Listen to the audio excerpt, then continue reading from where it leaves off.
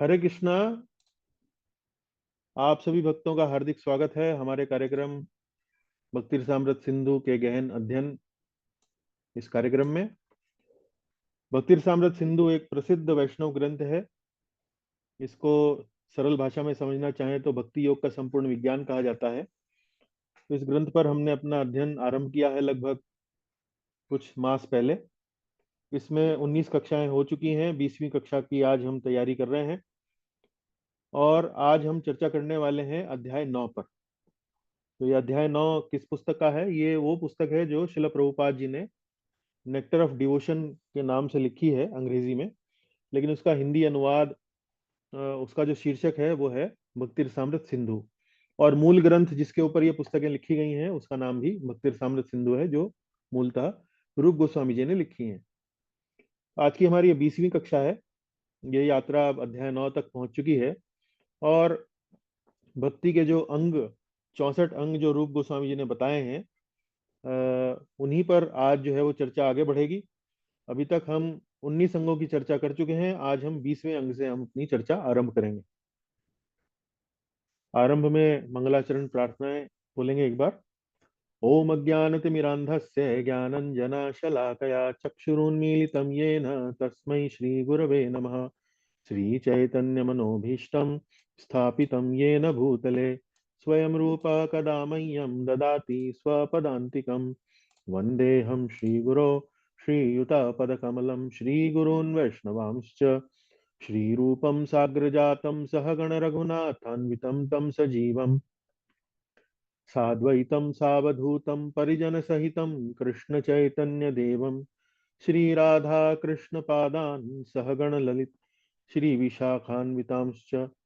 हे कृष्ण करुणा सिंधो दीनबंधो जगत्पते गोपेश गोपिका कांत राधा कांता नमोस्तुते। तप्त कांचन गौरांगी राधे वृंदावनेश्वरी वृषभानुसुते देवी प्रणमामि हरिप्रिये। वाञ्छाकल्पतरुभ्यश्च कृपा सिन्धुभ्य एव च पतितानां पावनेभ्यो वैष्णवेभ्यो नमो नमः। जय श्री कृष्ण चैतन्य प्रभु नित्यानंद श्री अद्वैत गदाधर श्रीवासादि गौर भक्त वृंद। हरे कृष्ण कृष्ण कृष्ण हरे हरे, हरे राम राम राम हरे हरे। एक बार फिर आप सभी भक्तों का हार्दिक स्वागत हमारे कार्यक्रम में। सबसे पहले पिछली कक्षा का सारांश एक बार देखेंगे। तो जैसा कि पिछली कक्षा में हमने एक विस्तृत अ, आपको प्रस्तुति करी थी। ये प्रस्तुति जो थी वो अध्याय 8 पर थी इस पुस्तक के। और अध्याय 8 में वर्जनीय अपराध, इन पर चर्चा की गई है। अब ये वर्जनीय अपराध कौन से हैं? तो जो 64 अंग हमने आपको बताए रूप गोस्वामी जी द्वारा, जो उन्होंने 64 अंग का जो उल्लेख किया है कि भक्ति के 64 अंग हैं, उनमें से जो 19वां अंग है वो है सेवा अपराध और नाम अपराध। सेवा अपराध मतलब जो भगवान के मूर्ति होती है, भगवान के जो अर्चा विग्रह होते हैं, उनके पूजा अर्चना करने में जो अपराध हो जाते हैं या अपराध किए जाते हैं, उनकी सूची थी। और उसके अतिरिक्त भगवान का हरिनाम का जो जप किया जाता है, जो कीर्तन किया जाता है, उसकी एक सूची थी। तो अध्याय 8 में शिल प्रभुपाद ने अंग संख्या 19 की चर्चा की है। इस अंग में भगवान के अर्चा विग्रह की सेवा और भगवान के हरिनाम जप को लेकर अपराधों का वर्णन है। और ये अंग बहुत विस्तृत है। विस्तृत मतलब इसका जो हमने इसके ऊपर जो कक्षा आधारित करी उसमें बहुत विस्तार से, मतलब एक बहुत बड़ा अंग है। बहुत बड़ा मतलब इसमें बहुत सारी छोटी छोटी बातें हैं। तो उस पर हमने चर्चा पिछले अध्याय में, पिछली कक्षा में करी थी। तो जैसे उदाहरण के लिए कक्षा में हमने 78 सेवा अपराधों की हमने चर्चा करी। और ये जो 78 सेवा अपराध हैं, ये मूल रूप से जो संस्कृत में टीका जो जीव गोस्वामी जी ने लिखी है, जो शिल रूप गोस्वामी जी के ही एक तरह के साथ में एक छठे गोस्वामी थे, उनकी जो टीका है, उनमें ये सूची जो है वो मिलती है कि रूप गोस्वामी जी ने तो बता दिया कि भाई 19वां जो अपराध है वो सेवा अपराध है और नाम अपराध है। लेकिन उस पर जो टीका करी जीव गोस्वामी जी ने, उसमें ये 78 नामों 78 सेवा अपराधों की सूची दी है। तो 78 सेवा अपराध जो है उनकी मूल संस्कृत, उसका हिंदी अनुवाद और उसके बारे में छोटी सी एक संक्षेप में व्याख्या हमने पिछली कक्षा में करी थी। तो 78 सेवा अपराध आप समझ सकते हैं कि अच्छी खासी लंबी सूची है। और 10 नाम अपराध, इनके बारे में हमने जाना। तो उनके बारे में अब विस्तार से चर्चा या संक्षेप में भी चर्चा करना जो है वो समय बहुत लग जाएगा, तो वो तो नहीं कर पाएंगे। तो जो भी भक्त पिछली कक्षा में नहीं आ पाए तो वो कक्षा को देख सकते हैं। उसके अतिरिक्त हमने आपको ये जानकारी दी कि भाई ये जो सूची है ये कहाँ से आती है। ये सब वराह पुराण में इनका उल्लेख है। जो रूप गोस्वामी जी ने बताया है कि उन्होंने ये जो सूची एकत्रित कहाँ से करी, वराह पुराण से एकत्रित करी। तो मैं यहाँ एक बात बोलना चाहूंगा कि जैसे कई बार हम लोग अपने आम जीवन में भी सुनते हैं कि जी ये चीज हमको नहीं करनी चाहिए या वो चीज हमको नहीं करनी चाहिए। तो कई बार बहुत सारी भ्रांतियां जो हैं इस तरह से फैली हुई रहती हैं। जैसे उदाहरण के रूप में मैं आपको बताऊंगा, जैसे कई बार लोग कहते हैं कि महाभारत जो ग्रंथ है उसे घर में नहीं रखना चाहिए जी, उससे लड़ाई झगड़ा होता है।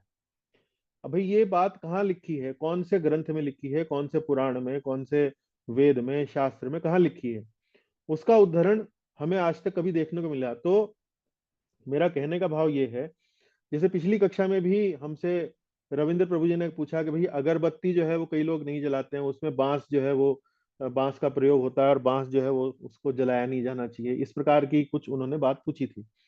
तो मेरा प्रश्न ये है कि भाई ये जो बांस वाली बात है ये कौन से ग्रंथ में लिखी गई है। तो यहाँ ध्यान देने वाली बात है कि जितने भी अपराधों का ये वर्णन वो कर रहे हैं रूप गोस्वामी जी, अपने मन गढ़ंत नहीं कर रहे हैं। ये बात हमने पहले भी चर्चा करी थी, बहुत बल देकर मैंने इस बात को कहा था। ये जो अपराधों की सूची है ये वराह पुराण में मिलती है, उसके आधार पर हम ये अपराध जो है उनको अपराध मानते हैं। अब उसके अतिरिक्त समाज में बहुत सारी बातें यदि चल रही हैं तो हमें प्रयास करना चाहिए कि भाई उसकी कोई अ, शास्त्रीय कोई प्रमाण यदि हमें मिले तो बात मान सकते हैं, अन्यथा जो है वो बात मानने योग्य नहीं होनी चाहिए। फिर हमने सेवा अपराध और नाम अपराधों की जो सूची देखी, उसके बाद हमने ये बात समझने का प्रयास किया कि भाई कई बार सेवा में अपराध हो जाते हैं। भगवान के अर्चा विग्रहों की सेवा कर रहे हैं, कोई छोटा मोटा अपराध हो सकता है कि हमारे से हो जाए, ना चाहते हुए भी हो जाए। तो ऐसे में क्या करें। तो कक्षा के अंत में हमने बताया कि भाई यदि कोई सेवा अपराध हो जाता है तो हरिनाम के जप के बल पर वो सेवा अपराध जो है वो एक प्रकार से निष्क्रिय किया जा सकता है, उसको दूर भगाया जा सकता है। तो यही बात हमने फिर बताई कि लेकिन इसको इस तरह से नहीं लेना चाहिए कि भाई हम तो अपराध कर लेंगे, सेवा अपराध कर लेंगे और फिर बाद में हरिनाम जप कर वो सेवा अपराध जो है हम उसको दूर भगा लेंगे। तो ऐसा नहीं है। तो ये नाम के बल पर अपराध जो है वो नहीं करना चाहिए कि भाई नाम हमारे लिए बचाने वाला है तो हम अपराध किए जाएं। तो ये उचित बात नहीं है, क्योंकि अपने आप में इस प्रकार की मनोवृत्ति रखना कि नाम के बल पर कोई अपराध करना और फिर नाम जप करके उस अपराध को निष्क्रिय करना, ये अपने आप में ही एक नाम अपराध है, 7वां नाम अपराध। तो ऐसा सोचना ठीक नहीं है, उचित नहीं है। उसके बाद फिर हमने आपको बताया कि साधक को चाहिए कि वह हरिनाम के प्रति अपराध से स्वयं को बचाने की पूरी पूरी चेष्टा करें। और अंत में, चूंकि नाम के प्रति अपराध एक गंभीर अपराध है, अतः इस्कॉन मंदिरों में इन 10 नाम अपराधों के प्रति दिन प्रतिदिन जो है वो मंगल आरती के समय इनको दोहराया जाता है, इन 10 नाम अपराधों को दोहराया जाता है ताकि हम इन्हें कभी ना भूलें। तो नाम अपराध जो है उससे वास्तव में अपनी पूरी चेष्टा करनी चाहिए कि उससे बचना चाहिए। और ये बात हमने आपको बताई, क्योंकि यदि आपसे कोई पाप कर्म हो जाए तो भगवान की शरण यदि आप ले लें तो वो पाप जो है वो भगवान दूर कर सकते हैं। यदि भगवान की सेवा के प्रति कोई अपराध हो जाए तो आप हरिनाम की शरण ले सकते हैं ताकि वो सेवा अपराध दूर हो जाए। लेकिन फिर यदि सेवा हरिनाम से यदि आप अपराध करते हैं तो भक्ति में प्रगति कर पाना बड़ा कठिन हो जाएगा। भक्ति में प्रगति जो है वो नाम में रुचि नहीं आएगी, भगवान का प्रेम जो है वो हृदय में जागृत नहीं हो पाएगा। तो ये इसलिए हमको सेवा अपराध, ये हरिनाम अपराध से बचने का बहुत बहुत प्रयास करना चाहिए। चलिए, अब हम आपको आज की कक्षा आरंभ करने से पहले एक छोटा सा सहयोग की प्रार्थना हम आपसे करना चाहेंगे। और ये सहयोग है कि हमारे गुरु महाराज, जिनकी आयु अब 75 वर्ष हो चुकी है, इस आयु में भी वे प्रचार कार्य में पूर्ण रूप से सक्रिय हैं। और ऋषिकेश जो हमारे भारत में उत्तराखंड में स्थित एक नगर है, योग नगरी के नाम से प्रसिद्ध है।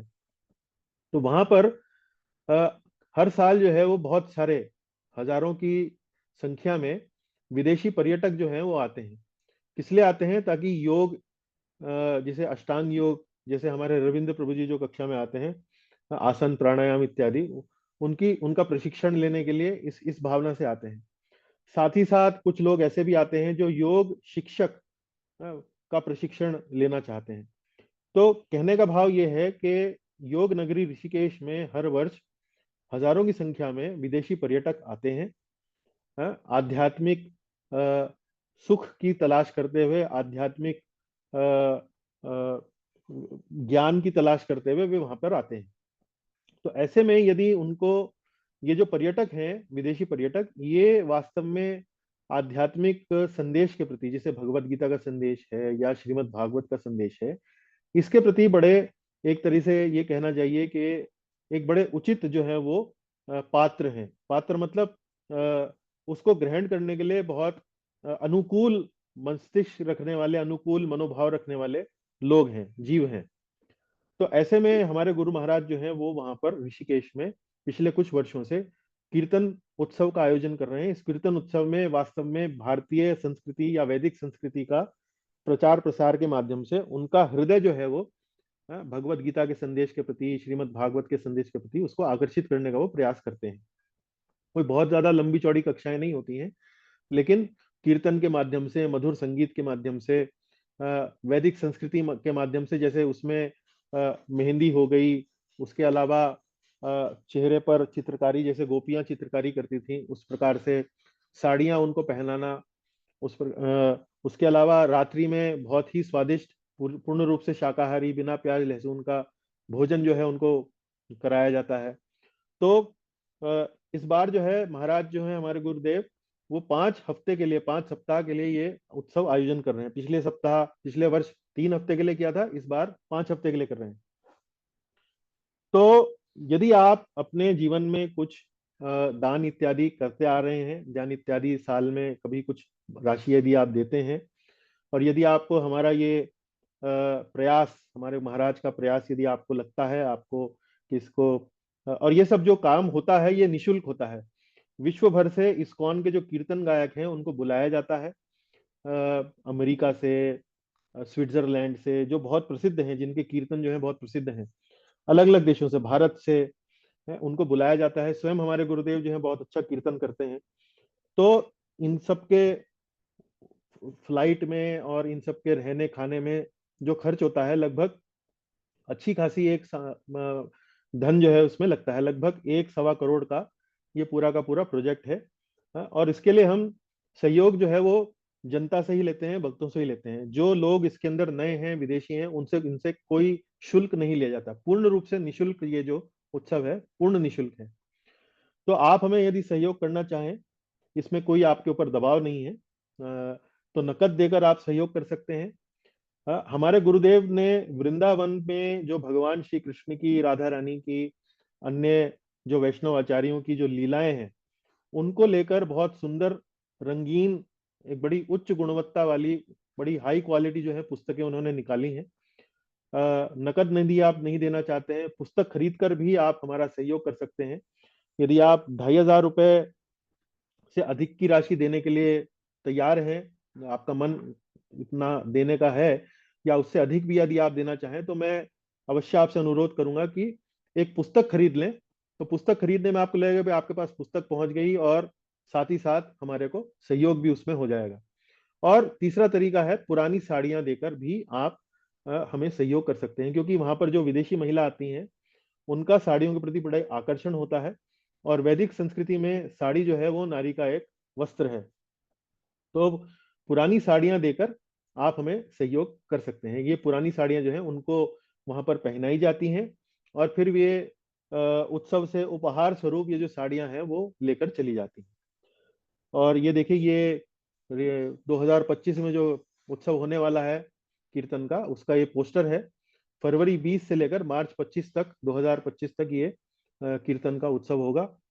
और ये जो पुस्तकें जो मैं आपसे कह रहा हूँ, एक पुस्तक हमने हिंदी में भी अनुवाद किया है, तो इसका अनुवाद जो है वो मैंने ही किया है, गोवर्धन पुस्तक। इसके ऊपर एक दो कक्षाएं भी हमने पिछले कुछ सप्ताह पहले हमने करी थी, तो यही इसी पुस्तक से हमने वो जो कथाएं जी उनको लिया था। तो कुछ अंग्रेजी में है, कुछ हिंदी में है। तो यदि आप हिंदी में लेना चाहें पुस्तक, तो एक पुस्तक का मूल्य 2,500 रुपये है। उसके अतिरिक्त लाने ले जाने में, भेजने में पोस्टल चार्जेज जो है लगभग 100 रुपये के आसपास आपको ये 2,600 रुपये में पड़ेगी। लेकिन उस 2,600 रुपये में आप हमें दान की सामग्री भी हम आपकी इस्तेमाल जो है वो इसी उत्सव को आयोजित करने में करेंगे। तो ये एक संदेश था, मेरा निवेदन है आपसे कि हमारा सहयोग करें। इसमें कोई बाध्यता नहीं है, नहीं करना चाहते हैं तो कोई ऐसा नहीं है कि कुछ उसमें कोई खराबी है, पर अनुरोध है जी। तो इसी के साथ फिर हम आज अपनी कक्षा में आते हैं।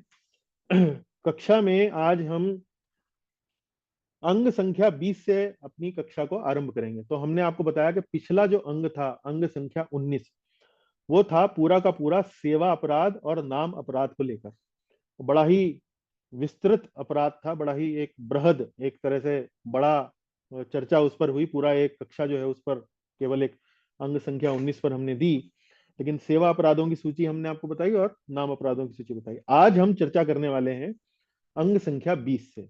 तो मैं आपको याद दिलाना चाहूंगा कि जब हमने चर्चा आरंभ करी थी तो उसमें पहले जो 20 अंग हैं, उन 20 अंगों में से जो पहले 10 हैं वो तो वास्तव में सकारात्मक, कि ये करना चाहिए।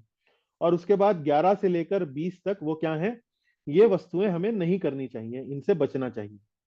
तो इसी तरह से ये जो अंग संख्या 20 है, ये भी एक प्रकार से निषेध है कि हमें इससे बचना चाहिए। और वो क्या है, भगवान या उनके भक्तों की निंदा सहन ना करना। तो संस्कृत में क्या बोलेंगे, तन निंदादि असहिष्णुता, तन निंदादि असहिष्णुता।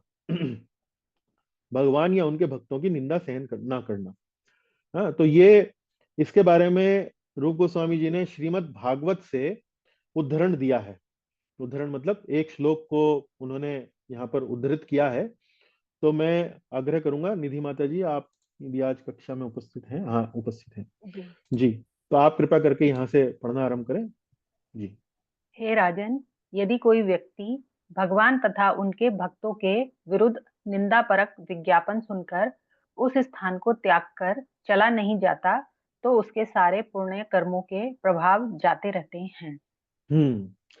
तो ये देखिए, ये क्या कह रहे हैं यहाँ पर, श्रीमद् भागवत में क्या कहा गया है कि राजन, हे राजन। हे राजन का अर्थात क्या है कि सुखदेव गोस्वामी परीक्षित महाराज से यहाँ पर चर्चा में कह रहे हैं, तो इसलिए हे राजन शब्द आया है। यदि कोई व्यक्ति भगवान तथा उनके भक्तों के विरुद्ध निंदा परक विज्ञापन सुनकर या कोई बातचीत सुनकर उस स्थान को त्याग कर नहीं चला जाता, तो उसके सारे पुण्य कर्मों के प्रभाव जाते रहते हैं। सारे पुण्य कर्मों के प्रभाव जाते रहते हैं मतलब क्या है कि वैष्णवों की निंदा सुनना, भगवान के विषय में निंदा सुनना, वास्तव में हमारी भक्ति के लिए, और कुछ ना करना, निंदा सुनकर कुछ ना करना, कुछ विरोध प्रकट ना करना, ये वास्तव में हमारी भक्ति के लिए हानिकारक है। तो भगवान या उनके भक्तों की निंदा सहन ना करना। चलिए यहाँ से पढ़िए दूसरा बिंदु माता जी। वैष्णव अपने आत्म सम्मान के लिए अपना सर्वस्व त्याग सकता है, किंतु जब कृष्ण या उनके भक्त की प्रतिष्ठा का प्रश्न आता है, तो वह किसी प्रकार का अपमान सहन नहीं कर सकता। हाँ। चैतन्य महाप्रभु ने नित्यानंद प्रभु के प्रति अपराध के लिए जगाई और मगाई को मार डालना चाहा। हम्म। तो ये देखिए, वैष्णव अपने लिए तो कोई उसके लिए कोई गलत बात कहे, कोई निकृष्ट वचन कहे, तो वो अपने लिए तो सहन कर लेगा। लेकिन भगवान के लिए कहे और अन्य वैष्णवों के लिए कहे, वो इसको कदापि सहन नहीं करेगा। तो इस संदर्भ में प्रभुपाद जी अपनी टीका में एक उदाहरण दे रहे हैं, जगाई और मधाई। चैतन्य महाप्रभु की लीला से जगाई और मधाई जैसे दो दुष्ट जो लोग थे वहां पर बंगाल में, उनका उदाहरण दे रहे हैं। तो ये जगाई और मधाई जो थे, ये इस प्रकार के इतने निकृष्ट कोटि के व्यक्ति थे कि ये धरती पर कोई ऐसा पाप नहीं था, कोई ऐसा अपराध नहीं था जो इन्होंने ना किया। जिसकी कल्पना आप कर सकते हैं, वो सारे अपराध इन्होंने करे। तो ऐसे जगाई और मधाई के पास जब नित्यानंद प्रभु जब जाते हैं कि भाई तुम हरि नाम करो, भगवान का नाम जपो, तो उन्होंने क्रोध में आकर उनको उन पर प्रहार किया, उन पर आक्रमण किया और उनको घायल कर दिया। तो ऐसे में जब ये बात चैतन्य महाप्रभु को पता लगी, तो चैतन्य महाप्रभु इतना क्रोधित हुए कि उन्होंने इनको मार डालने का मन बना लिया कि भाई मैं इनको मारूंगा। और वो कैसे? चैतन्य महाप्रभु कौन है? वो भगवान श्री कृष्ण ही है। तो चैतन्य महाप्रभु ने अपने चक्र का, सुदर्शन चक्र का आह्वान किया, सुदर्शन चक्र उनके हाथ में प्रकट हुआ और इस प्रकार उन्होंने जगाई और मधाई को उनका वध करने का प्रयास किया। फिर नित्यानंद प्रभु ने ही उन्हें रोका। नित्यानंद प्रभु जिनके प्रति इन जगाई और मधाई ने अपराध किया था, उन्होंने ही रोका कि भाई महाप्रभु आप ऐसा ना करें। तो फिर महाप्रभु का क्रोध शांत हुआ। तो इस तरह से ये लीला है, ये समझाने के लिए कि वास्तव में कोई भी भगवान के प्रति या वैष्णव के प्रति यदि आप अपने आप को वैष्णव मानते हैं तो सहन ना करें इस प्रकार का कोई भी घटना आपके साथ यदि होती है तो अब आगे चलते हैं। देखिए ये चित्र मैं आपको दिखाना चाह रहा हूँ। एक चित्र है यहाँ पर, ये जगाई और मधाई, दो ये दुष्ट जो हैं, उनका चित्र है।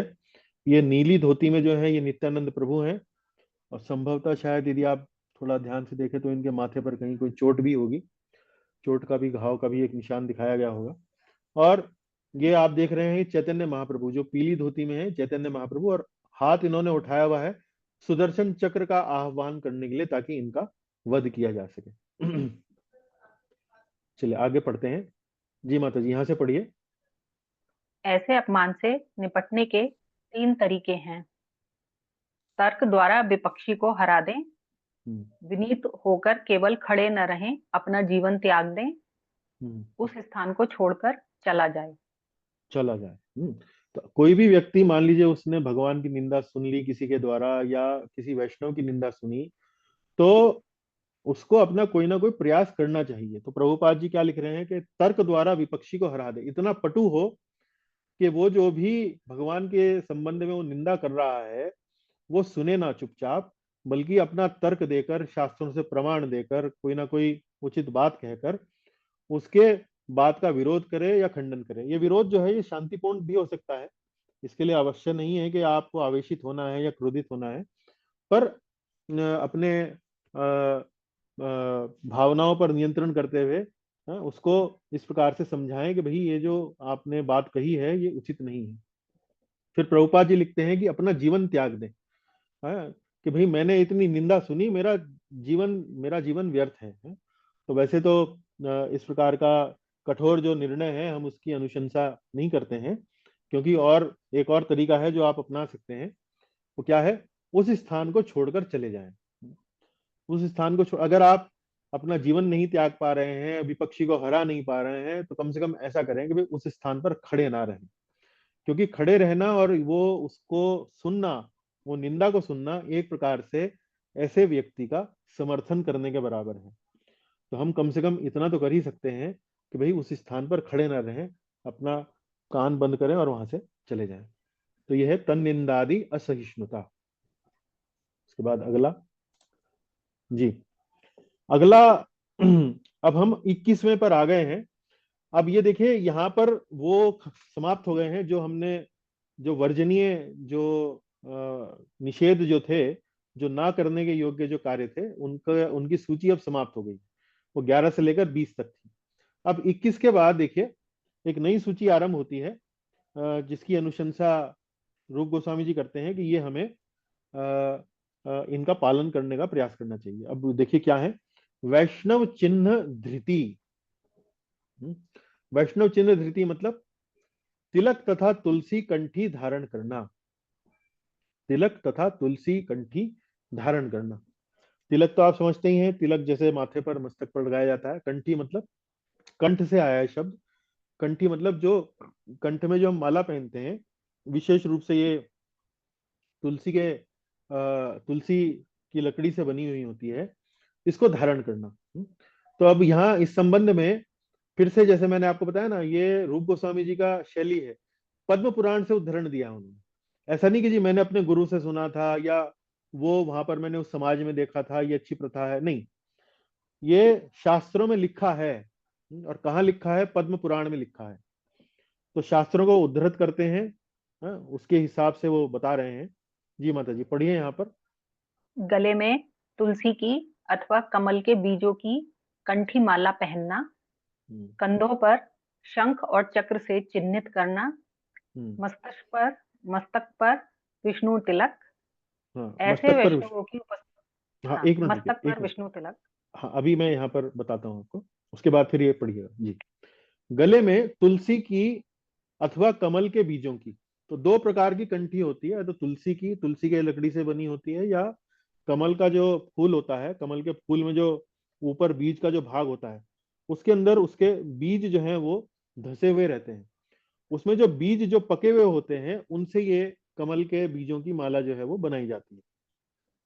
तो इसलिए आपने संभवतः शायद मुझे भी ध्यान दिया होगा कि मैं यहाँ पर ये कंठी माला पहनता हूँ। ये देखिए, 3 लपेटे देकर ये कंठी माला पहनी जाती है।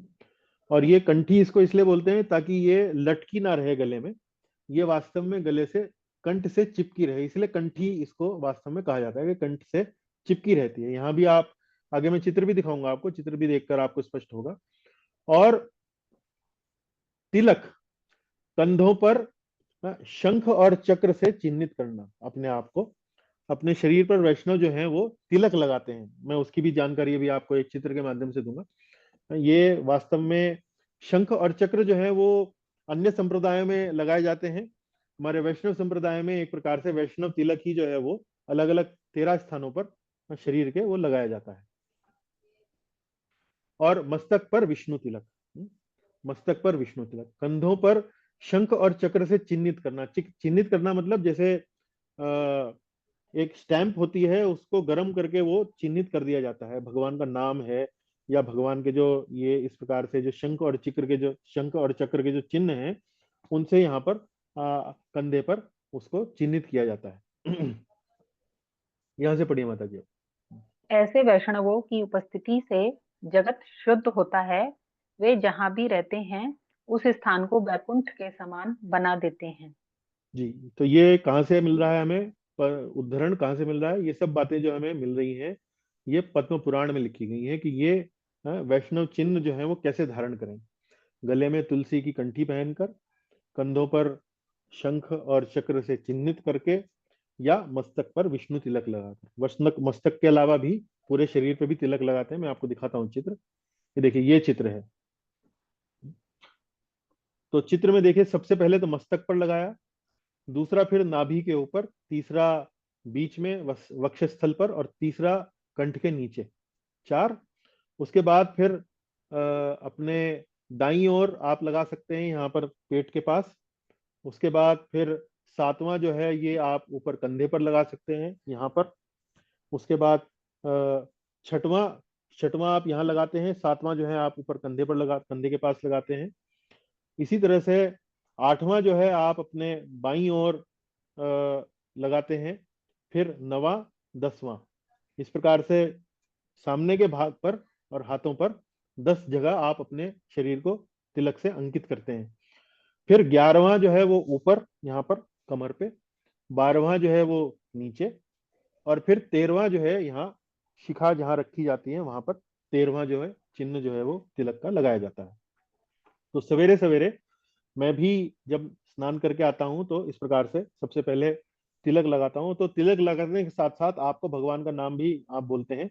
ओम केशवाय नमः, ओम नारायणाय नमः, ओम माधवाय नमः, ओम गोविंदाय नमः, इस तरह से 13 प्रकार से नाम बोलकर। तो इसके पीछे भावना क्या है कि शरीर जो है वास्तव में है वो आत्मा का और परमात्मा का निवास स्थान है। तो हम शरीर को एक प्रकार से मंदिर के रूप में देखते हैं कि इसके अंदर आत्मा परमात्मा रहते हैं, भगवान का अंश रहता है और स्वयं भगवान भी निवास करते हैं। तो शरीर को जो है वो हम मंदिर की तरह सजाने का प्रयास करते हैं। तो ये इसके पीछे भाव है। ये देखिए, ये चित्र जो है ये कंठी का चित्र और तिलक का चित्र मैं आपको दिखा रहा हूँ यहाँ पे। तो बाईं ओर ये भक्त हैं, इन्होंने कंठी जो है देखिए गले से चिपकी हुई है, 3 लपेटे हैं इसमें, गले से चिपकी हुई है। और इस प्रकार ये तिलक जो है वो लगाया गया है। तिलक जो है वास्तव में ये माना जाता है कि भगवान विष्णु के चरणों का चिन्ह है एक प्रकार से। और ये छोटी सी एक ये पत्ती जो है यहाँ पर तुलसी जी की पत्ती जो है जिसको बोलते हैं उसको चिन्हित करते हुए यहाँ पर लगाई जाती है। कंठी एक ये थोड़ा और स्पष्ट चित्र है जिसमें कंठी को पहने दिखाया गया है। चलिए हम अब फिर उसी अंग पर हैं, नामाक्षर धृति ही। अब अगला उदाहरण जो है उन्होंने कहाँ से दिया है? स्कंद पुराण तथा पद्म पुराण से। पढ़िए माता जी, ये वाला पढ़िए। यमदूत उसके पास कभी नहीं आते जिसने भगवान हरि का नाम अपने शरीर पर अंकित किया है, गोपी चंदन तिलक मस्तक पर लगाया है, गले तथा वक्ष स्थल में तुलसी की माला रहती है। हम्म। तो ये पद्म स्कंद पुराण में उदाहरण आया है। स्कंद पुराण में बात लिखी है कि ऐसे व्यक्ति के पास यमदूत कभी नहीं आते जिसने भगवान हरि का नाम अपने शरीर पर अंकित किया है। मैंने आपको बताया ना कि कोई स्टैंप जो है उसको गर्म करवा के यहाँ पर शरीर पर कंधे के पास लगाते हैं ताकि भगवान का नाम जो है वो बिल्कुल अंकित हो जाए। और उसके अतिरिक्त गोपी चंदन का तिलक मस्तक पर लगाया है। मैंने आपको बताया ना पिछली स्लाइड में, ये जो तिलक तिलक लगाया जाता है गोपी चंदन से लगाया जाता है। पीले रंग की एक खड़िया समान एक चौक जैसी एक टिक्की होती है जिसको आप पानी लेकर थोड़ा सा अपने हाथ में मलेंगे तो वो तिलक के रूप में एक थोड़ा सा तरल हो जाएगी और आप उससे थोड़ा थोड़ा लेकर अपना लगा सकते हैं। हाँ? और फिर गले तथा वक्ष स्थल में तुलसी की माला रहती है। गले तथा वक्ष स्थल, वक्ष स्थल मतलब लटका के जो किसी को पहननी हो यदि तो। आगे पढ़िए माता जी यहाँ से। वह सभी पापों के फलों से छूट जाता है और मृत्यु के पश्चात भगवान के सानिध्य में रहने के लिए सीधे कृष्ण लोक जाता है, यदि वह अपने शरीर पर चंदन से श्री कृष्ण का पवित्र नाम अंकित करता है। हाँ, ये पद्म पुराण से उदाहरण है।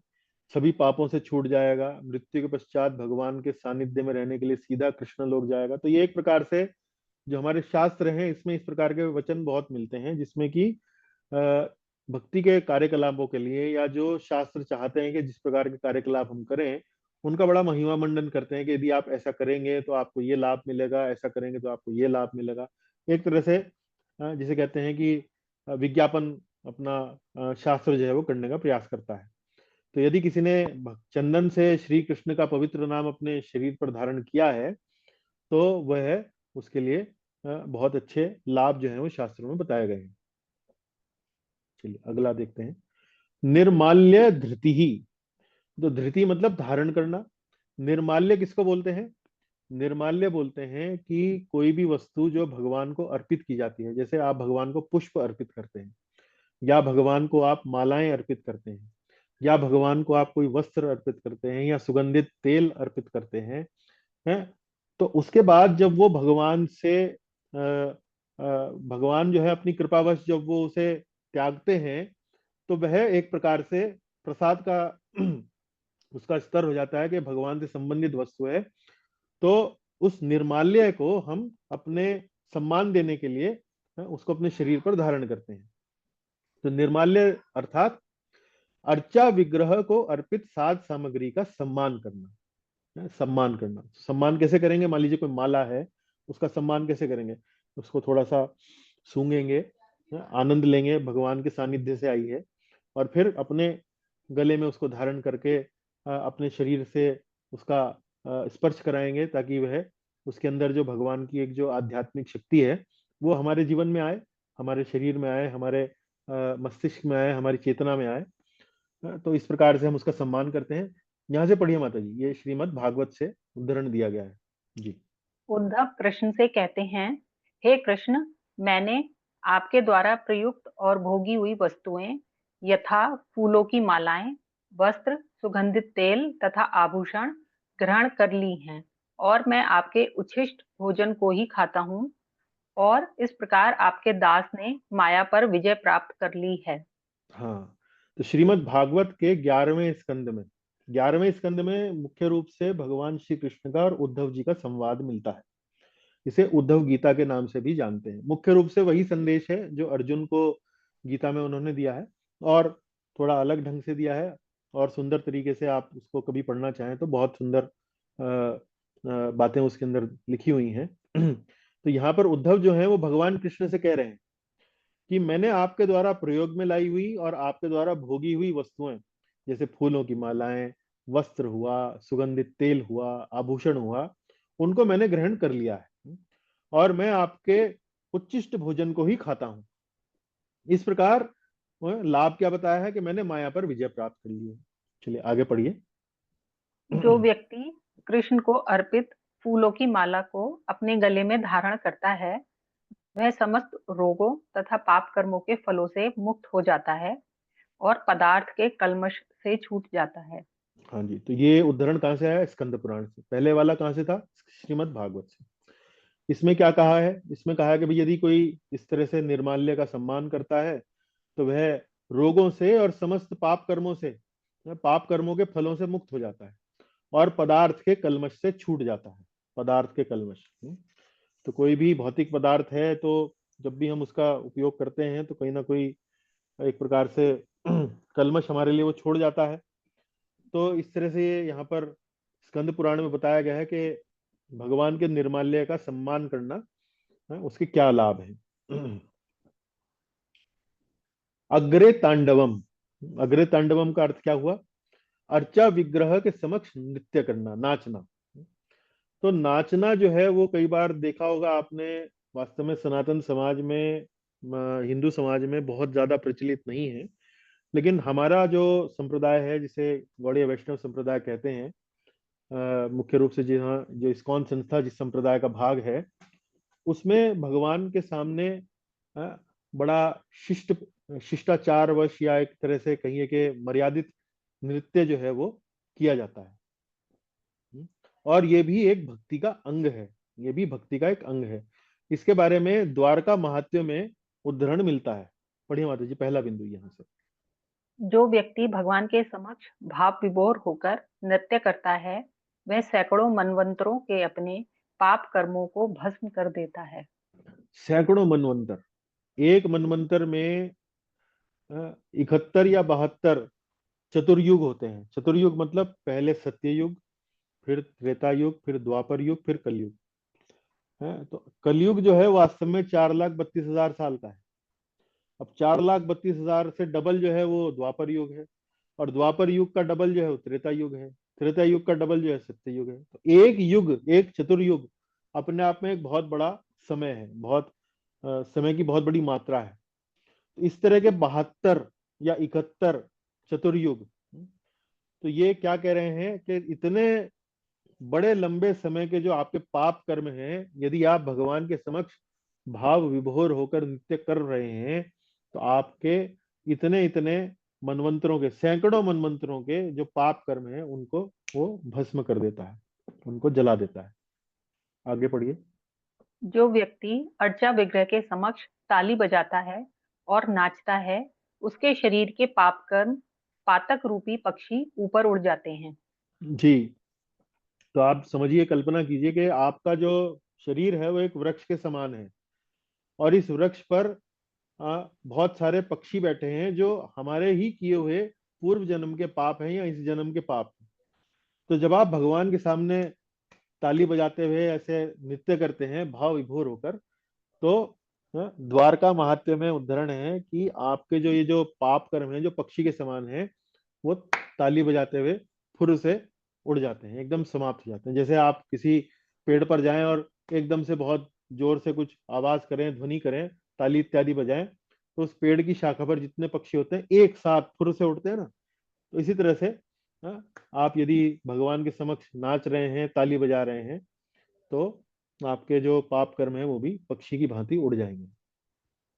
ये देखिए, प्रभुपाद जी का चित्र दिखा रहा हूं मैं, जिसमें वो अपने शिष्यों के साथ भगवान के समक्ष नृत्य कर रहे हैं। हाँ, तो ये छोटा सा चित्र है जिससे आप देख सकते हैं कि कैसे वैष्णव परंपरा में नृत्य जो है वास्तव में एक भक्ति का अंग है।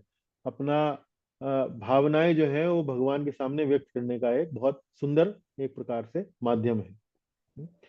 देखिए, यहाँ पर कुछ चित्र मैंने दिखाए हैं। ये चित्र ऐसे हैं जो हमें ये बताते हैं कि हमें नृत्य कैसे करना चाहिए। तो यहाँ इस चित्र में आप देखें तो ये जो भक्त हैं, दोनों हाथ इन्होंने ऊपर उठाए हैं और एक पैर पहले एक तरफ ले जाते हैं, फिर दूसरी तरफ ले जाते हैं। इस प्रकार से बहुत ही मर्यादित तरीके से ये नृत्य कर रहे हैं। दूसरा तरीका ये है कि भक्तों ने पंक्तियां बना ली हैं। एक पंक्ति दूसरी पंक्ति के समक्ष मुख करके खड़ी हुई है, देख रही है एक दूसरे को। फिर एक पंक्ति धीरे धीरे आगे आती है, वो भी पंक्ति धीरे धीरे आती है, आगे आती है। फिर वो ये जो पंक्ति है पीछे जाती है नृत्य करते हुए, वो भी पंक्ति पीछे जाती है। हाथ पकड़ सकते हैं आप एक दूसरे का। तो इस तरह से जब ये नृत्य होता है तो बड़ा सुंदर दृश्य जो है वो लगता है। और ये तीसरा तरीका एक दिखा रखा है। यहाँ पर भक्तगण जो है वो एक दूसरे का हाथ पकड़कर घेरे में गोल गोल घूम रहे हैं, हाथ एक दूसरे को झुला रहे हैं। पीछे नृत्य, पीछे कीर्तन जो है, हरि नाम चल रहा है, बहुत सुंदर मृदंग बज रहा है, हारमोनियम बज रहा है, तो और ये इस प्रकार से आनंद ले रहे हैं। हम पिछले वर्ष जब गोवर्धन इको विलेज गए थे, तो मैं निधि माता जी से पूछना चाहूंगा, माता जी आपने भी नृत्य में भाग लिया वहां पर, जो जी। सुबह सवेरे प्रातः काल होता है, तो क्या अनुभव था आपका, कुछ बताना चाहेंगी उस बारे में? प्रभु जी, अच्छा था बहुत। अच्छा लगा आपको? जी। तो इससे आनंद। इस तरह का नृत्य पहले कभी आपने अपने परिवार में या अपने कहीं पूजा इत्यादि के कार्यक्रमों में कभी आपने करने का आपको अवसर मिला, या आपने आपके लिए एक नई बात थी? नई बात थी मेरे लिए। नई बात थी, लेकिन आपको, आपने देखा होगा कि वहां पर किस प्रकार से भक्त जो है वो आनंदित होते हैं सुबह जी, भगवान के आनंद साथ। आता है। आनंद आता है जी। तो हमारी वैसे इच्छा है कि इस वर्ष भी मार्च के अंत में पुनः एक बार फिर कोई यात्रा जो है वो गोवर्धन इको विलेज लेके जाया जाए। यदि आप सब भक्त भी सहयोग करें, एक अच्छी संख्या हो जाए, तो हम अवश्य जो है वो इस वर्ष भी उस अनुभव को दोहराना चाहेंगे। मैं इस संबंध में एक संदेश भेज दूंगा व्हाट्सएप ग्रुप पे। आप में से जो भी भक्त आना चाहें तो वो कृपा करके सहमति में अपना मत प्रकट करें। अच्छा, ये कुछ इस प्रकार के तरीके हैं कि जिस तरह से हमें नृत्य नहीं करना चाहिए। तो यहाँ देखिए, ये जो भक्त हैं, ये अपना हाथ फैलाकर बहुत जोर जोर से घूम रहे हैं।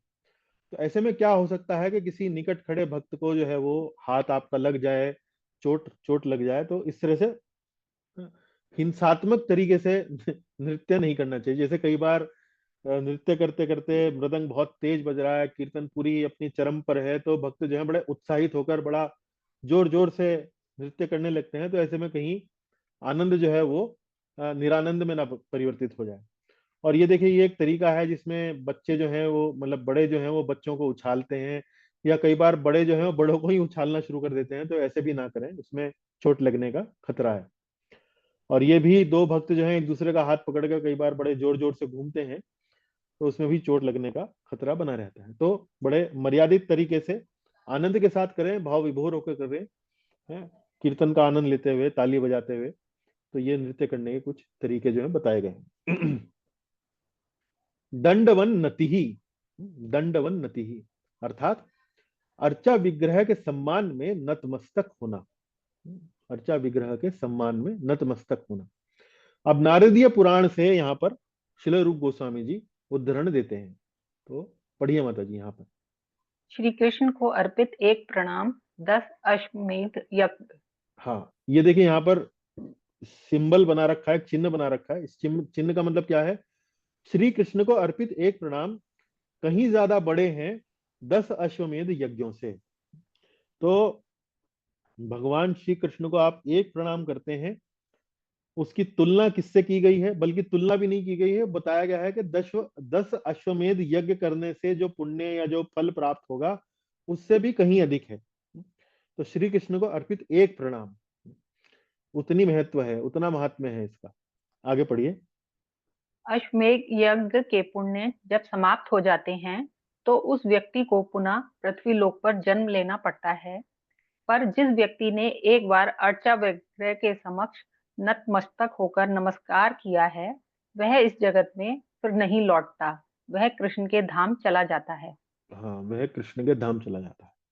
तो ये देखिए, ये अश्वमेध यज्ञ से जो पुण्य मिलते हैं वो तो समाप्त भी हो जाते हैं, लेकिन भगवान कृष्ण के सामने प्रणाम करने का फल क्या है? ना तो कोई जन्म लेना है, सीधा आपका गोलोक का टिकट कटता है? ये देखिए, ये महात्म्य जो है वो भगवान को दंडवत प्रणाम करने का बताया गया है जी। ये देखिए यहाँ पर एक भक्तगण जो है वो भगवान के विग्रह के समक्ष दंडवत प्रणाम कर रहे हैं। तो दंडवत प्रणाम करते हुए ध्यान क्या रखना चाहिए कि भगवान को या जिस भी व्यक्ति को हम प्रणाम कर रहे हैं उसे अपने बाईं ओर रखना चाहिए। तो छोटा सा सूत्र ये है कि हृदय जिस जगह आपका, जिस स्थान पर है आपके शरीर में, हृदय के निकट रखना चाहिए। तो इस तरह से आप समझ सकते हैं। और इस तरह से सीधा दंडवत यदि हम करते हैं, जैसे इस दिशा में यदि आप कहें, हाँ, तो वो थोड़ा सा उचित नहीं माना जाता है, क्योंकि वो एक तरह से सम्मान सूचक नहीं होता है। तो सम्मान में यदि हम किसी बड़े वैभवशाली व्यक्ति के सामने यदि हम खड़े हैं, तो सम्मान में हम थोड़ा सा कोने में या हटकर खड़े होते हैं। बिल्कुल सामने खड़े होने का मतलब ये है कि आप एक प्रकार से प्रतिस्पर्धा कर रहे हैं उस व्यक्ति के साथ, तो ये उचित व्यवहार में नहीं गिना जाता है। तो थोड़ा सा बराबर में खड़े होकर या बाईं ओर रखते हुए व्यक्ति के साथ सम्मान करना चाहिए। यहाँ चित्र दिखाए गए हैं, साष्टांग प्रणाम कैसे किया जाता है। साष्टांग प्रणाम में आपके 8 अंग जो हैं वो शरीर के वो उपयोग में आते हैं। एक तो आपका दो, एक हाथ हो गए, आपका वक्ष स्थल हो गया, आपके घुटने हो गए, आपके पैर हो गए, आपका सिर हो गया, 5। उसके अतिरिक्त आपका आपकी वाणी हो गई। वाणी से मतलब जब हम साष्टांग प्रणाम करते हैं तो गुरु का प्रणाम मंत्र बोलते हैं या भगवान का प्रणाम मंत्र बोलते हैं। तो आपकी वाणी हो गई, आपका मन हो गया, और आपकी चेतना हो गई। मतलब इस प्रकार से जो अंतिम 3 है वो मुझे एकदम स्पष्ट नहीं है, लेकिन इस तरह से 8 अंग बनते हैं। इसी तरह से 5 अंग जो है वो, 5 अंग मतलब पंचांग प्रणाम जिसे बोलते हैं, वो भी पुरुष भी कर सकते हैं, लेकिन स्त्रियों के लिए साष्टांग प्रणाम जो है वो वर्जित है। क्योंकि स्त्रियों को अपना वक्ष स्थल और अपना उदर वो उनको धरती से नहीं लगाना चाहिए, ऐसा कहा जाता है। ये उचित तरीका है दंडवत प्रणाम करने का, जिसमें हाथ आपने पूरा फैला रखे हैं और पूर्ण रूप से आपने अपना जो है अपने आप को पूरे दंडवत, दंडवत बोलते हैं डंडे के समान, आप जो है वो जमीन पर लेटे हुए हैं। और यहाँ ये जो कुछ मुद्राएं जो दिखा रखी हैं, इसमें ये दोनों मुद्राएं तो उचित हैं। इन मुद्राओं में आपने पंचांग प्रणाम की, इसमें आपने हाथ दोनों आगे रखे हुए हैं। आपके हाथ में यदि माला है, माला की जप की थैली है, या कोई आपने वस्तु पकड़ रखी है, तो आप उस वस्तु से पहले तो या तो उससे निवृत्त हो ले, कहीं जरूर रख दें, नहीं तो उस वस्तु को इस प्रकार से दोनों हाथों से पकड़ के फिर आप पंचांग प्रणाम करेंगे तो अच्छा है। इस तरह से प्रणाम ना करें जिसमें आपने एक हाथ में वस्तु पकड़ी है, उसे आपने ऊपर उठा लिया और केवल एक हाथ से आप पंचांग प्रणाम कर रहे हैं, तो ये उचित नहीं है। चलिए अब हम चलते हैं अंग संख्या 26 पर। अभ्युत्थानम।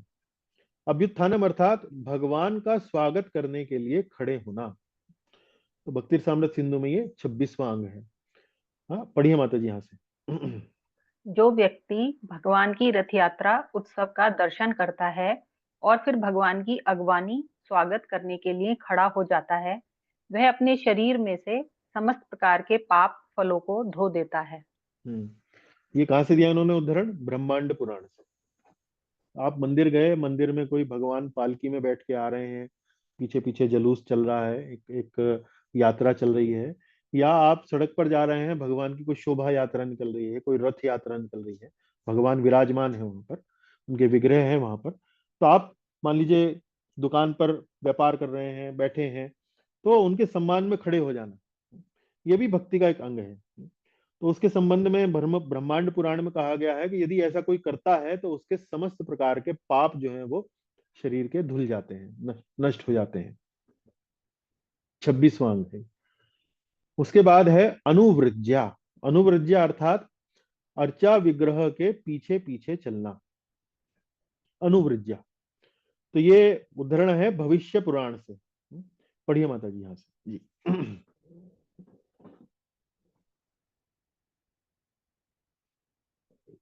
मैं क्या पढ़ रही है निधि माता जी? यदि रथ यात्रा के समय, सॉरी। यदि रथ यात्रा के समय जब अर्चा विग्रह आगे से यू पीछे से जा रहे हों, तो यदि निम्न कुल में भी उत्पन्न पुरुष रथ के पीछे पीछे चलता है, तो वह निश्चय ही विष्णु के समान ऐश्वर्य प्राप्त करके उच्च पद तक पहुंच जाएगा। तो ये भविष्य पुराण में ये उदाहरण है कि भाई यदि कोई रथ यात्रा जा रही है या कोई पालकी यात्रा जा रही है भगवान की, और वो आपके बराबर में से निकल रही है या सामने से निकल रही है, और ऐसा देखकर आप उस रथ यात्रा के पीछे पीछे चलते हैं, उसके साइड में या बराबर में होकर आप चलने लगते हैं, या आगे उस रथ यात्रा के चलने लगते हैं, तो ये कहा गया है कि निश्चय ही विष्णु के समान ऐश्वर्य प्राप्त करके उच्च पद तक पहुंच जाएगा। तो भगवान के समान ही आपको ऐश्वर्य प्राप्त होगा, आपकी गति जो है बड़ी उत्तम होने वाली है यदि आप इस प्रकार से करते हैं, और ये भक्ति का एक अंग है। जी। 28वां 28वां है स्थाने गति ही। स्थाने गति ही, यहाँ आप ध्यान देते रहिए कि मैंने बराबर में यहाँ पर अलग अलग जगह जो है वो अनुच्छेद संख्याएं भी लिखी हैं। तो जैसे ये पिछला जो हमने पढ़ा अभी, अनुच्छेद 12, तो अनुच्छेद 12 अर्थात ये आपकी पुस्तक में 76वें पृष्ठ पर आएगा, और पहला पैराग्राफ आपका ये पड़ेगा।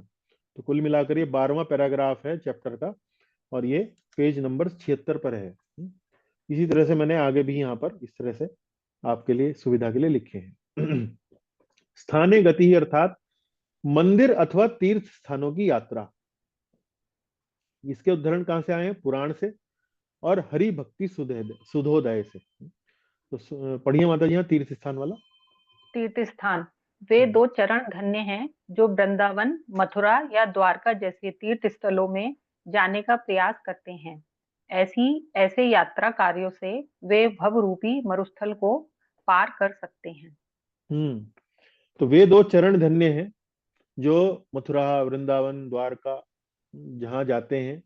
तो ऐसे यदि आप तीर्थ यात्रा करते हैं तो क्या उसका परिणाम बताया है? भवरूपी मरुस्थल को पार कर सकते हैं। भवरूपी, भवरूपी मतलब इस जगत रूपी, और इस जगत को यहाँ किससे तुलना की गई है? मरुस्थल से। मरुस्थल मतलब क्या? मरुस्थल में सब कुछ बड़ा सूखा सूखा होता है।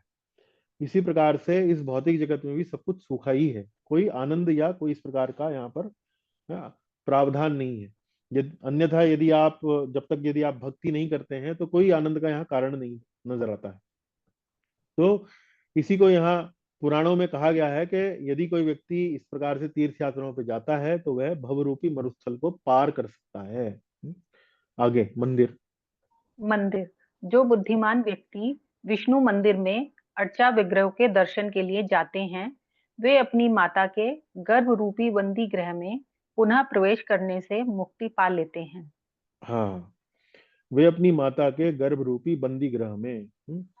तो जो बुद्धिमान व्यक्ति विष्णु मंदिर में अर्चा विग्रहों के दर्शन के लिए जाते हैं, तो यहाँ तो तीर्थ स्थानों की बात की गई है और यहाँ मंदिर की बात की गई है। मंदिर का उदाहरण कहां से मिल रहा है? हरि भक्ति सुधोदय से। तो वे अपनी माता के गर्भ रूपी बंदी ग्रह में पुनः प्रवेश करने से मुक्ति पा लेते हैं। तो इसको कौन समझा सकते हैं? माता के गर्भ रूपी बंदी ग्रह में पुनः प्रवेश करने से। तो इससे क्या अर्थ है? कौन बता सकते हैं? निधि माता जी, क्या अभिप्राय इससे निकलता है? माता के गर्भ रूपी बंदी गृह में पुनः प्रवेश करने से मुक्ति मिल जाना, क्या मतलब हुआ इसका? जन्म और मृत्यु से मुक्ति जन्म और, मिलना। हाँ, जन्म और मृत्यु के चक्र से छूट जाना। क्यों? यदि आप जन्म और मृत्यु के चक्र में फंसे हैं तो एक बार आपकी मृत्यु हुई तो पुनः किसी गर्भ में आ जाएंगे, फिर आपका जन्म होगा, फिर मृत्यु होगी, फिर आप किसी गर्भ में आ जाएंगे। तो माता के गर्भ रूपी बंदी ग्रह, तो माता के गर्भ को यहाँ बंदी ग्रह बताया गया है। तो यदि कोई व्यक्ति विष्णु मंदिर में जाकर अर्चा विग्रहों के दर्शन करता है तो वो, उसको ये लाभ मिलता है। चलिए आगे पढ़ते हैं।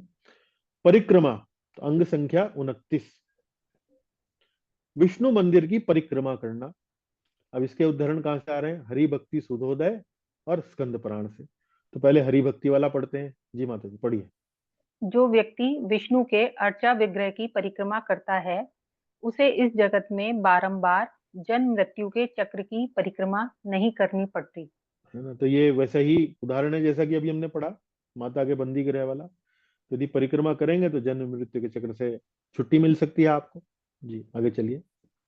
चातुर्य मास में यदि कोई विष्णु मंदिर की 4 बार परिक्रमा कर ले, तो ऐसा समझा जाता है कि उस व्यक्ति ने सारे ब्रह्मांड की यात्रा कर ली।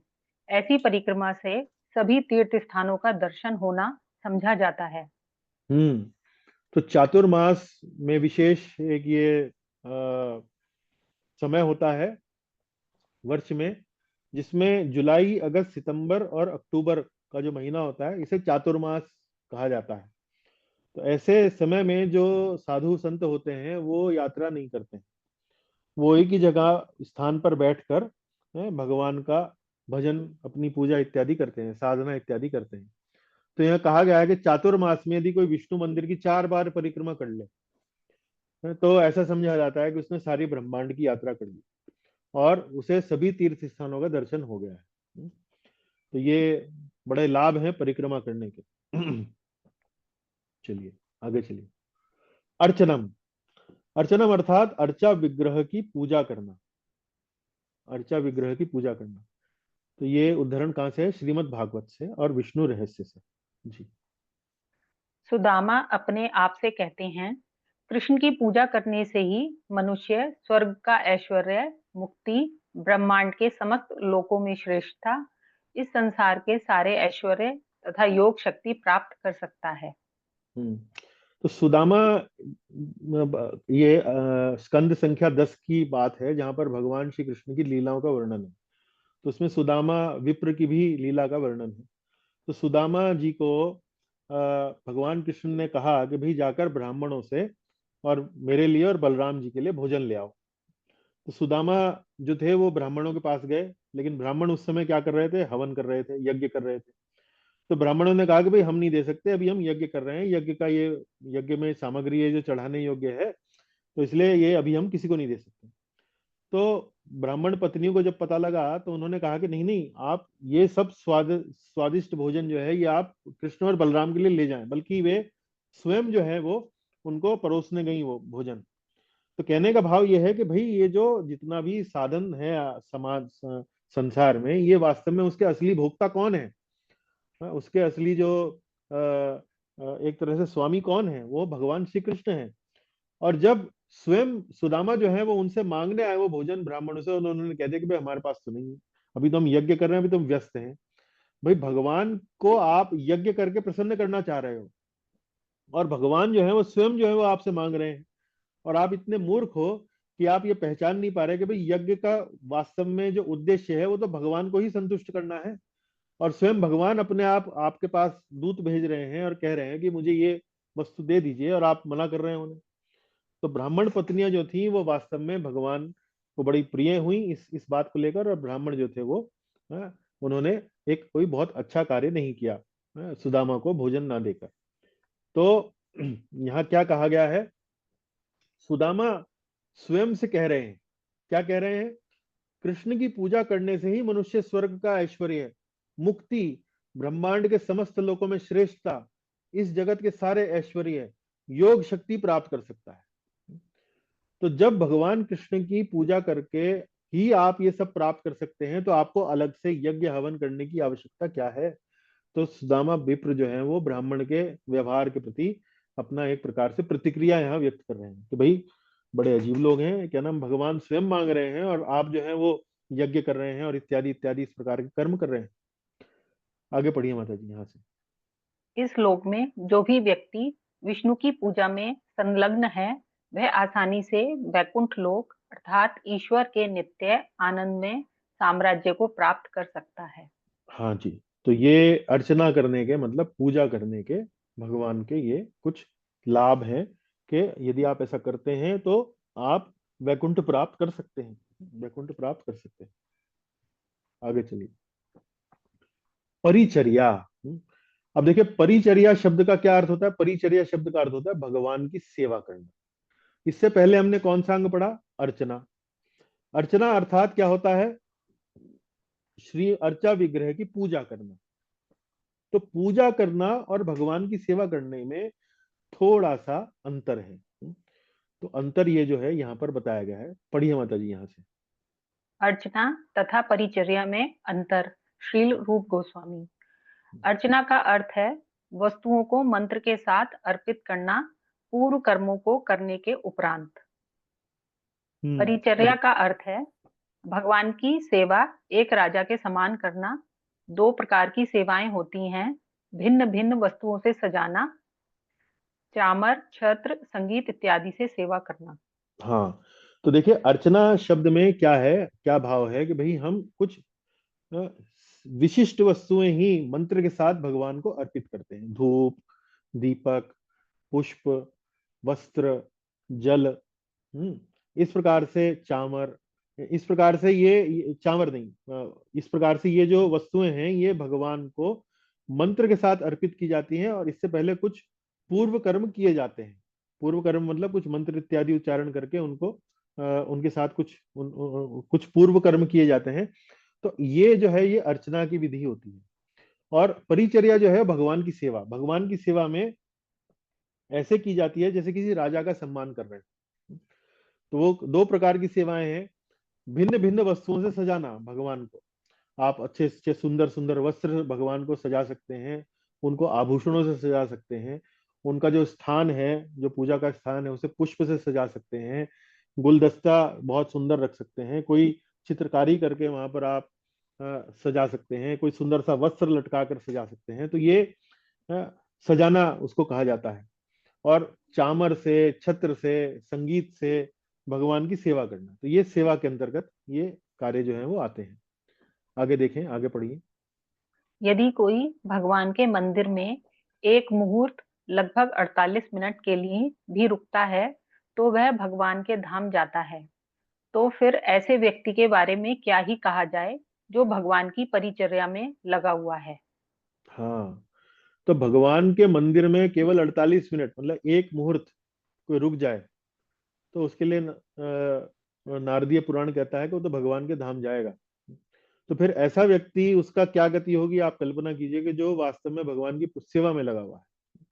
जब छोटे से समय अवधि के लिए आप रहते हैं तो आपको इतना बड़ा पुरस्कार मिल रहा है, तो इतनी सेवा ही कर रहे हैं, तो पता नहीं आपके लिए जीवन में क्या क्या आप भगवान से सुख जो है वो उसका कामना कर सकते हैं। परिचर्या को एक बार फिर से पढ़िए, यहाँ पर ये श्रीमद् भागवत से उद्धृत है, यहाँ से पढ़िए जी।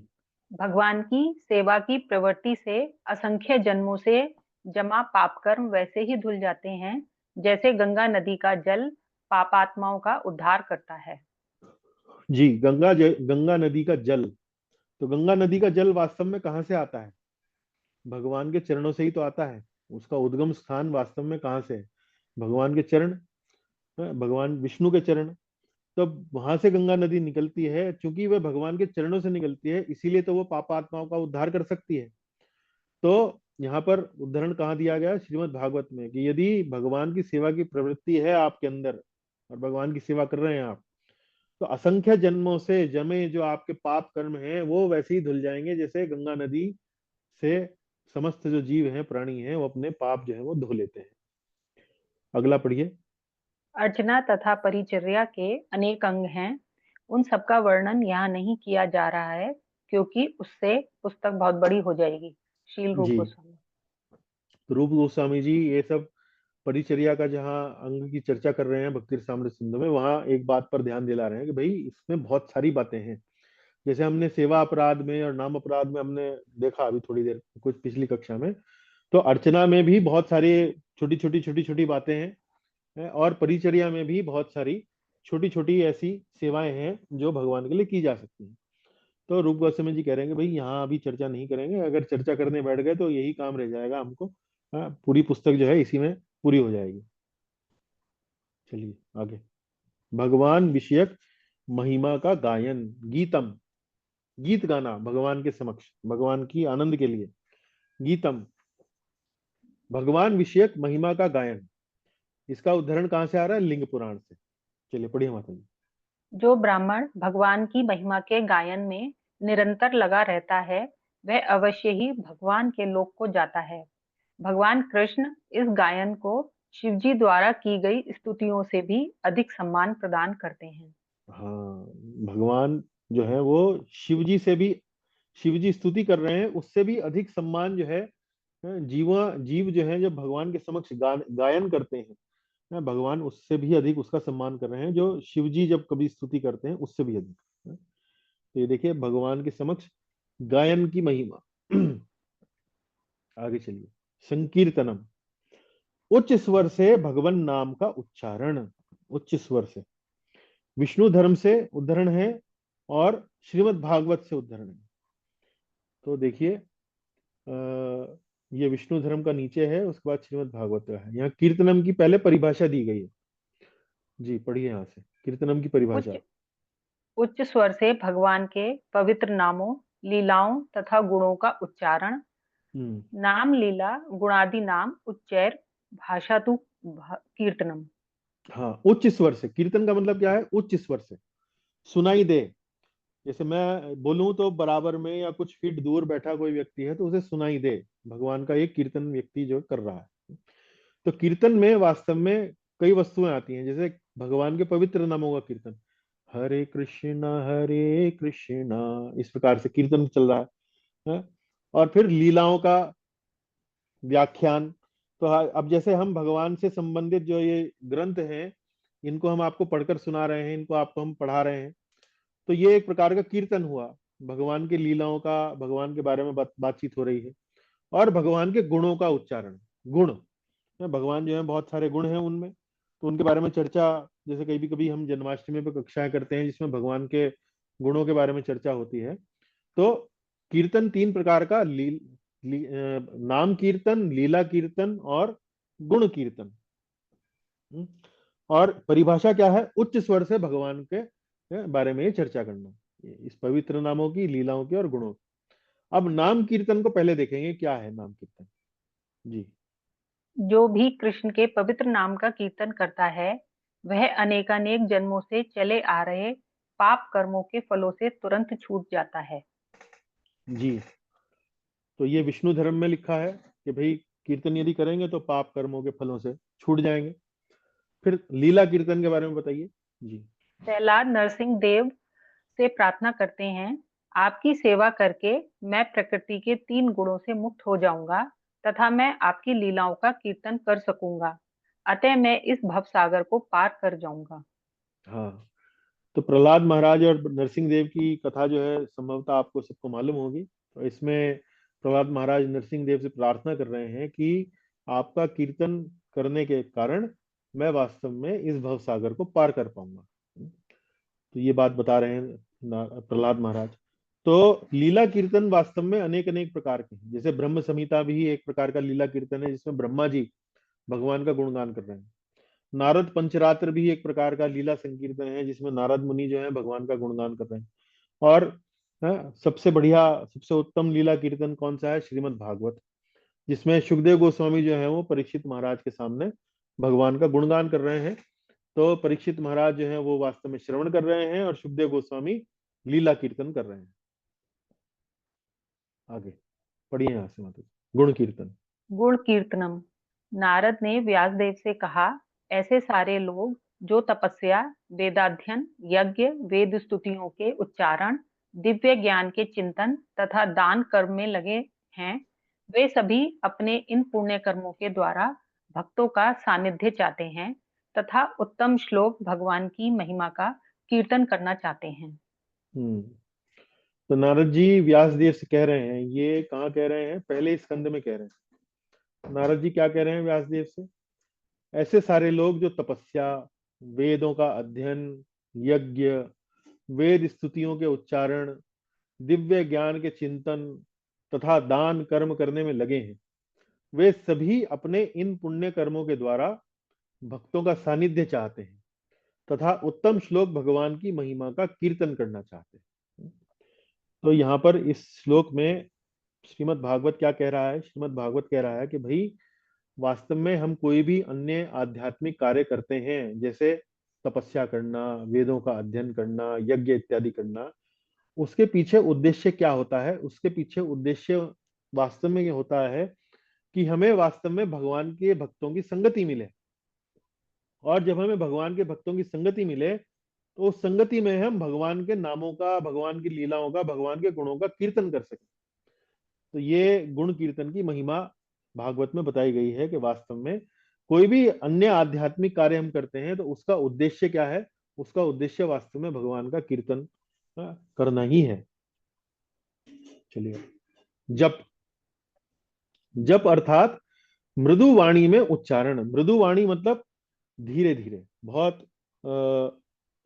सॉफ्टली बोलना, मतलब बहुत मंद वाणी में उच्चारण करना। तो ये इसको जप कहते हैं। कीर्तन में क्या हमने पढ़ा था? कीर्तन में पढ़ा था हमने, कीर्तन में पढ़ा था, नाम लीला गुणादि नाम उच्चैर भाषा तो कीर्तनम। उच्चैर भाषा, उच्चैर भाषा मतलब उच्च स्वर में। कोई व्यक्ति कीर्तन करेगा तो बोलेगा तो कुछ 3-4 फीट दूरी तक कम से कम सुनाई दे, लेकिन जप जो है वो बड़ा ही सॉफ्टली होता है, मृदु ढंग से होता है। हरे कृष्णा कृष्ण कृष्ण हरे हरे, हरे राम राम राम हरे हरे। इस प्रकार से केवल अपने को ही सुनाई दे, अपने तक ही सीमित हो, निजी हो। पढ़िए माता जी, परिभाषा पढ़िए। अपने निजी लाभ के लिए किसी मंत्र का मृदु वाणी में उच्चारण करना जप कहलाता है। हम्म मंत्रस्य सुलघुच्चारो जप इति अभिधीयते। श्रील रूप हम्म। गोस्वामी। तो रूप गोस्वामी जी पहले जप की परिभाषा बता रहे हैं, वहां पर पहले कीर्तन की परिभाषा बताई, अब यहाँ जप की परिभाषा बता रहे हैं। तो जप की परिभाषा बताया, क्या कह रहे हैं? सुलघु उच्चारो। सुलघु उच्चारो मतलब बहुत धीरे से बोलना है, मन ही मन बोलना है, या अगर वचनों से भी बोलना है तो धीरे ऐसे बोलना है कि बराबर वाले को भी सुनाई ना दे। और कीर्तन मतलब ऐसे बोलना है कि वो थोड़ा सा दूरी पर यदि कोई व्यक्ति बैठा है तो उसके कानों में भी पड़े। चलिए यहाँ से पढ़िए आगे। इस मंत्र कृष्णाय नमः का उच्चारण हर प्रकार का लाभ, स्वर्ग तथा मुक्ति समेत उत्पन्न करता है। हम्म। तो कृष्णाय नमः, तो ये भगवान का जप यदि आप बोल रहे हैं कृष्णाय नमः कृष्णाय नमः, इस प्रकार से उच्चारण कर रहे हैं, तो उससे आपको हर प्रकार का लाभ मिलेगा। स्वर्ग जाना चाहते हैं, स्वर्ग जा सकते हैं। मुक्ति प्राप्त करना चाहते हैं, मुक्ति मिल सकती है। लेकिन वास्तव में भगवान के नामों का कीर्तन यदि कोई कर ही रहा है तो वो स्वर्ग की कामना क्यों करे या मुक्ति की कामना क्यों करे? वो तो सीधा वास्तव में भगवान की सेवा करने के लिए वैकुंठ लोक की कामना उसको करनी चाहिए। तो ये देखिए, आज के सिद्धांतों के बारे में हमने पढ़ा, अंगों के बारे में पढ़ा। लगभग 34 अंग तक हमने चर्चा करी। 20वें अंग से हमने आरंभ किया, तो 20वें अंग से आरंभ करते हुए 34 तक पहुंचे, अर्थात कितने अंग हमने पढ़े? 15। 20वां, उसके बाद 21वें से लेकर 34वां, ये 14 अंग हो गए, और 20वां अंग कौन सा हुआ? 15वां अंग हुआ।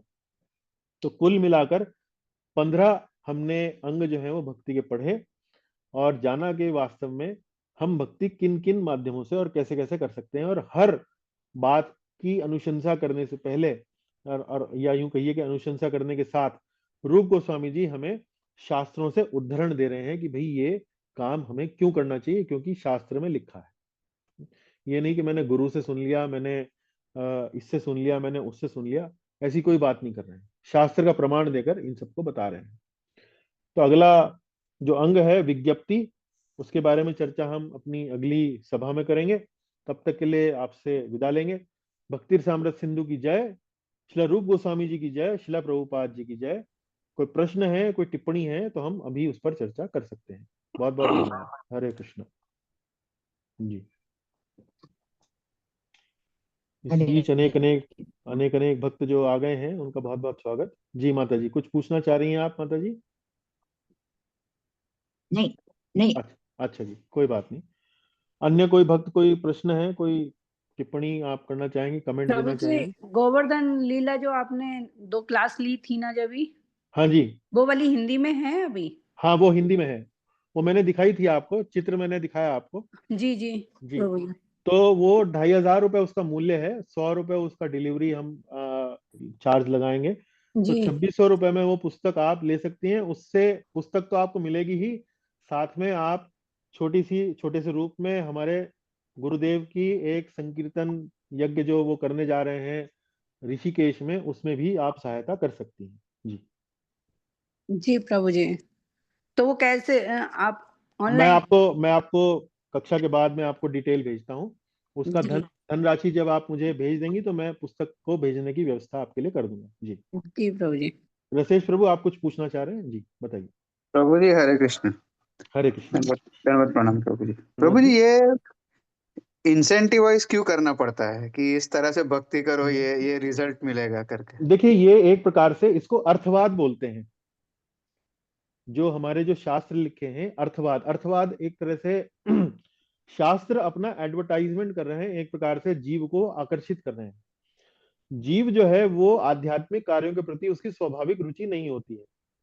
तो इस तरह से शास्त्र लिखे जाते हैं या लिखे गए हैं, जिसमें कि जीव को प्रेरित किया जा रहा है कि भाई यदि आप ऐसा करेंगे तो आपको ये फल मिलेगा, और यदि आप करते हैं तो मिलता भी है वो फल।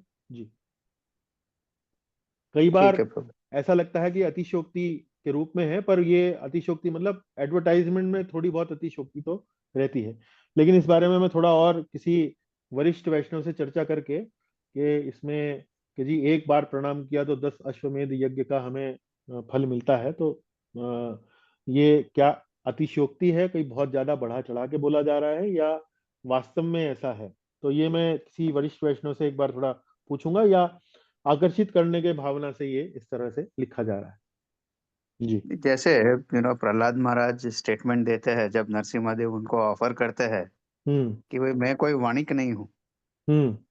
आई एम नॉट अ मर्चेंट। हाँ तुम हाँ। ये सब मुझे नो नीड टू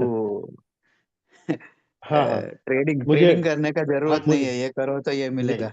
जी जी जी। हाँ, तो तो भक्त दिस की वास्तव में, भक्त की जो मनोवृत्ति होती है वो ऐसी ही होती है। लेकिन आरंभ में जो जीव है जो भक्ति में आता है, उस वो पूर्ण रूप से शुद्ध नहीं होता है, तो ऐसे कथनों से उसका आकर्षण जो है वो बढ़ता है भक्ति के प्रति। जी। तो ये ठीक है प्रभु जी, अर्थवाद हरे कहा जाता कृष्ण। है तकनीकी रूप से, और ये शास्त्रों में आपको बहुत जगह ऐसा ऐसा भाव जो है वो मिलेगा। जी। ओके प्रभु जी, हरे कृष्ण। हरे कृष्ण। हरे कृष्ण प्रभु जी। एक हरे क्वेश्चन है। कृष्ण। जी प्रभु बताइए। तो जप बताया, तो स्लोली से जप करना और उच्चार के और सब जप साथ में करते हैं, तो इसका भी ठीक है ना? हाँ सब जी, लोग जप जप। आप मन मन में भी जप कर सकते हैं, आप थोड़ा सा हल्के हल्के बुदबुदा के भी जप कर सकते हैं, तो दोनों ही तरह से आप जप कर सकते हैं। जी। नहीं, लेकिन साथ में, वैष्णव के साथ में। वैष्णव के साथ में वो अलग अलग व्यक्तियों का अलग अलग मान्यता है, कि किसी व्यक्ति को प्रेरणा लगती है, किसी व्यक्ति को लगता है डिस्टरबेंस हो रही है, तो वो अपना निजी स्थान पर बैठ के भी कर सकते हैं। जी। उसका भी फल मिलता है और नहीं हाँ, फल मिलता। तो मिलता है। देखिए आध्यात्मिक गतिविधियों में तो आप भगवान के निकट जा रहे हैं। आप देखिए आपने कितने स्टेटमेंट्स पढ़े आज, वो भी सब शास्त्रों से है, जिसमें बताया गया है कि हम्म, यदि ऐसा करें तो ये लाभ है, ये करें तो ये लाभ है। हम्म, तो देखिए आम आप कहीं से भी खाएं मिठाई है, तो आध्यात्मिक हम्म, गतिविधियां जो हैं आपको लाभ ही देने वाली हैं। हाँ। जी। इधर स्टेटमेंट लिखा है कि पद्म पुराण में एक कथन है, जो व्यक्ति धीमे स्वर में या उच्च स्वर में पवित्र हम्म। नाम का उच्चारण करता है, उसके लिए मुक्ति तथा स्वर्ग सुख के के द्वार द्वार खुले तुरंत हैं, खुल जाते तुरंत खुल जाते हैं। जी जी हैं। जी बड़ा अच्छा जी सुना आज। हरे जी कृष्णा। जी प्रभु जी, धन्यवाद। हरे कृष्ण। चलिए, अन्य कोई प्रश्न है या कोई वक्तव्य है? तो मैं बहुत बहुत आपका आभारी हूँ, आपने आज कक्षा में भाग लिया। पुनः अगली बार फिर से उपस्थित होंगे। इस बार शनिवार को सवेरे जो गीता पर जो कक्षा होती है वो नहीं हो पाएगी, क्योंकि महाराज की सेवा में हम लोग उपस्थित रहेंगे। महाराज का उन दिनों यहाँ मंदिर में, बैंगलोर के मंदिरों में कार्यक्रम रहेगा गुरुदेव का, और रविवार को भी वो पूर्ण रूप से कार्यक्रम वहां पर उनका रहेगा। तो रविवार की और शनिवार की कक्षाएं नहीं हो पाएंगी, तो कृपया ध्यान दें। और जो भी आपसे यथा योग्य सहयोग हो सके, 100 रुपए की धनराशि भी हमारे लिए स्वागत योग्य है। तो आप अवश्य हमारा थोड़ा सहयोग करें, ताकि हमारे महाराज जो ये कार्य कर रहे हैं उसमें उनको सरलता हो, उसमें उनको सुगमता हो। बहुत बहुत धन्यवाद। हरे कृष्ण। हरे कृष्णा प्रभु जी। हरे कृष्ण प्रभु जी। हरे कृष्ण हरे कृष्णा प्रभु जी। हरे प्रणाम। कृष्ण माता जी। हरे कृष्ण। धन्यवाद प्रभु हरे जी। हरे कृष्णा प्रभु जी। धन्यवाद माता जी, धन्यवाद सुबोध जी। हरे कृष्ण।